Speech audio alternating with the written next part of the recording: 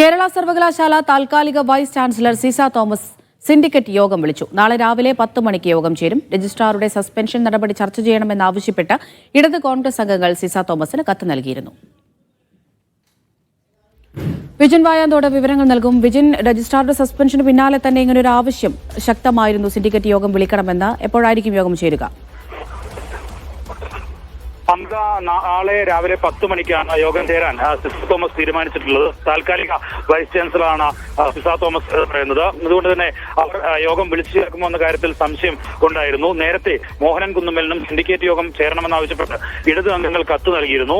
അതിനുശേഷം സിസ തോമസ് താൽക്കാലിക ചുമതല ഏറ്റെടുത്തതോടെ ഇന്ന് രാവിലെയാണ് ഇടത് സിൻഡിക്കേറ്റ് അംഗങ്ങളും ഒപ്പം തന്നെ കോൺഗ്രസ് സിൻഡിക്കേറ്റ് അംഗങ്ങളും സിൻഡിക്കേറ്റ് യോഗം ഉടൻ വിളിച്ചു ചേർക്കണമെന്നാവശ്യപ്പെട്ട് കത്ത് നൽകിയത്. അതിന്റെ അടിസ്ഥാനത്തിലാണ് നിലവിൽ നാളെ സിൻഡിക്കേറ്റ് യോഗം ചേരാനുള്ള തീരുമാനം സിസ തോമസ് എടുത്തത്. എന്നാലും സസ്പെൻഷൻ നടപടിയിൽ ആയിരിക്കും പ്രധാനമായും ചർച്ചകൾ ഉണ്ടാവുക. ഇടത് സിൻഡിക്കേറ്റ് അംഗങ്ങൾ വ്യക്തമാക്കുന്ന മുഴുവൻ ഫയലുകളും, അതായത് കോടതി ഇക്കാര്യത്തിലുള്ള വിശദീകരണം സർവകലാശാലയോട് ചോദിച്ചിരുന്നു.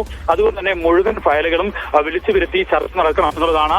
അജണ്ട എന്തൊക്കെ തീരുമാനിക്കുന്നു എന്നത് നോക്കണം എന്നാണ് ഇപ്പോൾ സിൻഡിക്കേറ്റ് അംഗങ്ങൾ വ്യക്തമാക്കുന്നത്. സിസ തോമസ് ആണ് അജണ്ട തീരുമാനിക്കുക. അതുകൊണ്ട് തന്നെ ഒരുപക്ഷെ സസ്പെൻഷൻ നടപടി ചർച്ച ചെയ്യാൻ എടുക്കുമോ എന്ന കാര്യത്തിൽ ഉൾപ്പെടെ സംശയമുണ്ട്. കാരണം ഈ നിലവിൽ ഒരു മുതിർന്ന അഭിഭാഷകനെ സിസ തോമസ് കോടതിയിൽ തന്റെ വാദങ്ങൾ അറിയിക്കാനായി നിയോഗിച്ചിട്ടുണ്ട് എന്നാണ് വ്യക്തമാക്കിയത്.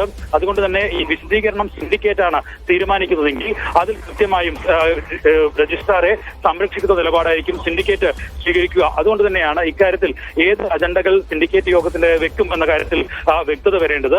നിലവിൽ എന്തായാലും വലിയ തരത്തിലുള്ള ചർച്ച സിൻഡിക്കേറ്റ് യോഗത്തിൽ നടക്കുമെന്ന കാര്യത്തിൽ സംശയമില്ല. ഭാരതാംബ ചിത്രം സെനറ്റ് ഹാളിൽ വെച്ചതുമായി ബന്ധപ്പെട്ടാണ് വലിയ തരത്തിലുള്ള പ്രതിഷേധവും ഒപ്പം വിജയൻ, അതുപോലെ തന്നെ കഴിഞ്ഞ ദിവസം ഈ രജിസ്ട്രാറുടെ ഹർജി കോടതി പരിഗണിക്കുകയുണ്ടായിരുന്നു. അപ്പോൾ വരും ദിവസം തിങ്കളാഴ്ചയാണെന്ന് തോന്നുന്നു ഒരു വിശദീകരണമൊക്കെ ആവശ്യപ്പെട്ടിട്ടുണ്ടായിരുന്നല്ലോ.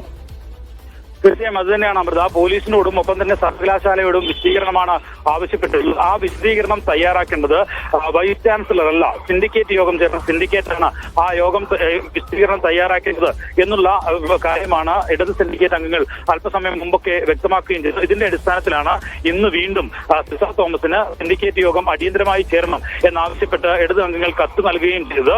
ആ സാഹചര്യത്തിലാണ് നിലവിലിപ്പോൾ സിൻഡിക്കേറ്റ് യോഗം വിളിച്ചു ചേർക്കാൻ സർവകലാശാല താൽക്കാലിക വൈസ് ചാൻസലർ സിസ തോമസ് തയ്യാറായിട്ടുള്ളത്.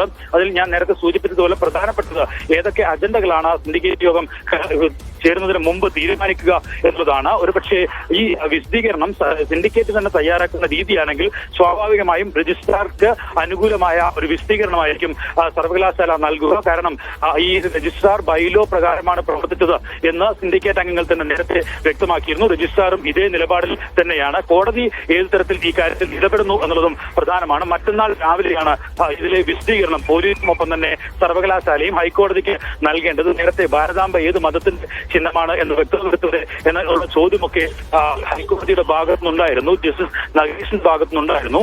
അതുകൊണ്ട് തന്നെ ഇക്കാര്യത്തിൽ സർവകലാശാല നൽകുന്ന വിശദീകരണവും ഒപ്പം തന്നെ പോലീസ് നൽകുന്ന വിശദീകരണവും ഒക്കെ ഏറ്റവും പ്രധാനപ്പെട്ടതാണ് രജിസ്ട്രാറുടെ കാര്യത്തിൽ. അതുകൊണ്ട് തന്നെ ഇക്കാര്യത്തിൽ സർവകലാശാല സിൻഡിക്കേറ്റ് യോഗം നാളെ ചേരുമ്പോൾ ഏത് തരത്തിലുള്ള തീരുമാനങ്ങൾ എടുക്കും എന്നതാണ് പ്രധാനമായും അറിയേണ്ടത്. അതിൽ മറ്റൊരു കാര്യം സിസ തോമസ് ഏതൊക്കെ അജണ്ടകൾ സിൻഡിക്കേറ്റ് യോഗത്തിൻ്റെതായി വെക്കും എന്നുള്ളതാണ് മറ്റൊരു പ്രധാനപ്പെട്ട കാര്യം. എന്തായാലും ആ കാര്യത്തിൽ സ്വാഭാവികമായും സർവകലാശാലയിലെ രജിസ്ട്രാറുമായി ബന്ധപ്പെട്ട വിഷയവും ഒപ്പം തന്നെ ഈ സർവകലാശാലയിൽ നടന്ന അനിഷ്ട സംഭവങ്ങളുമായി ബന്ധപ്പെട്ട വിഷയങ്ങളും ഒക്കെ ചർച്ചയാകും.